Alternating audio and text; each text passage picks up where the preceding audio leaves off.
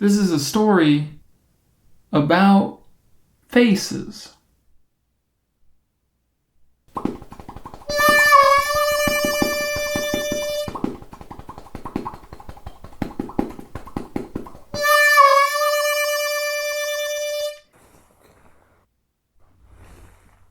So I was laying in bed next to my girlfriend. We were face to face. I was looking at her eyes and I was so happy. I was thinking, right now I can see the real her. And then I had that cliche thought, the eyes are the windows to the soul.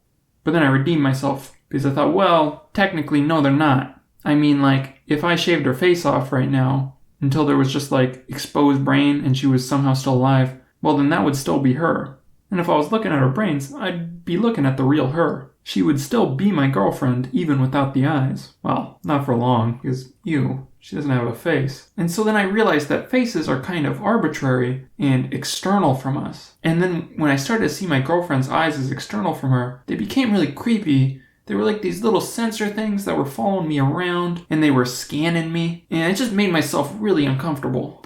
And then it got worse, because I just thought, wow, faces are everywhere. Like, anytime I think of anybody, I think of their face, and I think of that face as who they are, even though it's just a creepy mask that covers their brain. And I went outside after that, and I realized that we're just surrounded by faces all the time. Like, there's so many advertisements everywhere, and most of them have faces on them. And TV is just close-ups of faces that are talking.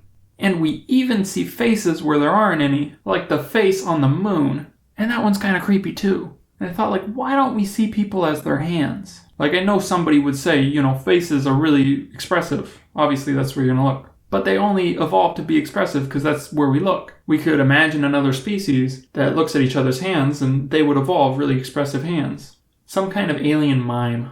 And after thinking that, I actually went over to the mirror, and I started to look at my hands and started to think of myself as being my hands. And I started to think of other people as being their hands. And it was kind of fun. You should try it.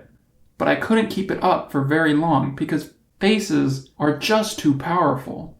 Back in early Hollywood, they used to not put actors' names in the movies because the producers and the directors knew the minute they started giving actors credit, the actors would be the most powerful people in Hollywood because they're the ones who have their faces in the movie. And people remember faces better than names. So the actors went on strike, they got their names in the movie, and the directors and producers were right. The actors became really powerful. I always kind of wonder why the producers and directors didn't just put their faces in the movie, or like on the poster, or just made like an intro to the movie where they went, oh hey, we made this movie, look, this is our face, just please remember it.